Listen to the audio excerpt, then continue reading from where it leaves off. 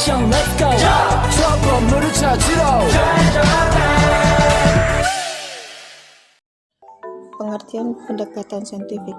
Pendekatan saintifik dalam proses lebih mengutamakan murid yang aktif dalam proses pembelajaran dan guru berperan sebagai fasilitator. Menurut Rudolf, pendekatan saintifik telah digunakan di Amerika sejak akhir abad ke-19. Secara eksplisit, pendekatan saintifik juga sudah digunakan dalam kurikulum di Indonesia. Istilah learning by doing merupakan pembelajaran yang intinya membelajarkan murid melalui suatu kegiatan sehingga murid berperan aktif dalam proses belajarnya. Menurut Rusman, pendekatan saintifik adalah sebuah pendekatan pembelajaran yang menekankan pada aktivitas murid melalui kegiatan mengamati, menanya, menalar, mencoba, dan membuat jejaring pada kegiatan pembelajaran di sekolah.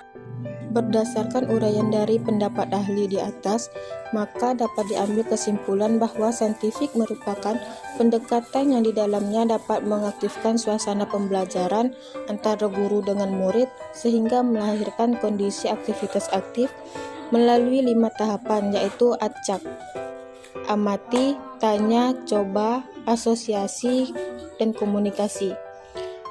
Pendekatan saintifik telah menekankan murid agar aktif daripada guru, sebab guru hanya sebagai fasilitator saja, sedangkan yang mengeksekusi adalah murid.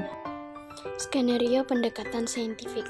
Yang pertama itu ada observasi informasi, yang keempat menalar, dan kelima adalah networking atau komunikasi.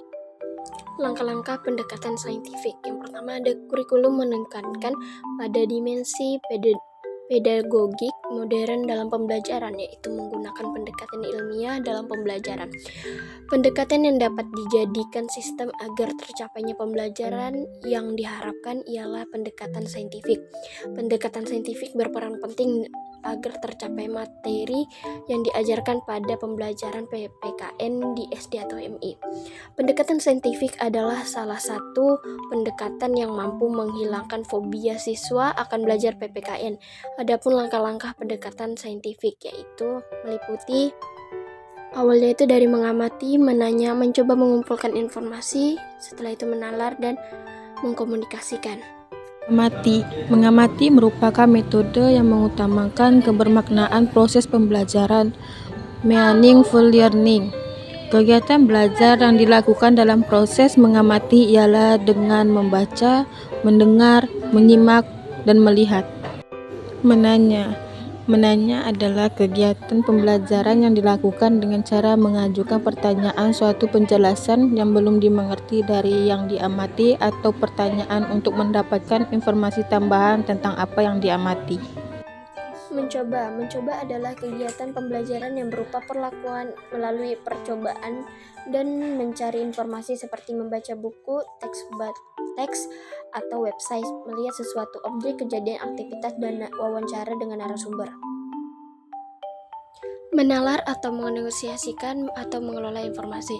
Menalar merupakan berpikir secara logis, adapun mengasosiasikan atau mengelola informasi berupa kegiatan pembelajaran yang berupa pengelolaan informasi yang sudah dikumpulkan dari hasil kegiatan percobaan atau eksperimen, maupun dari hasil kegiatan mengamati mengumpulkan informasi. Kompetensi yang dikembangkan dalam proses mengasosiasi atau mengelola informasi adalah mengembangkan sikap jujur, teliti, disiplin, taat aturan, kerja keras, kemampuan menerapkan prosedur, dan kemampuan berpikir dan dalam menyimpulkan. Mengkomunikasikan merupakan kegiatan pembelajaran berupa menyampaikan atau mempresentasikan hasil pengamatan. Kesimpulan berdasarkan hasil pengamatan, kesimpulan berdasarkan hasil analisis secara lisan tertulis dengan menggunakan media berupa PowerPoint.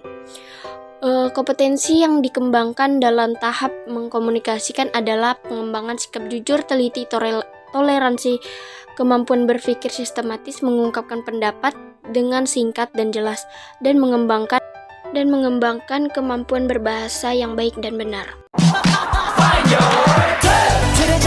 Ready for action, let's go. 추억 건물을 찾으러.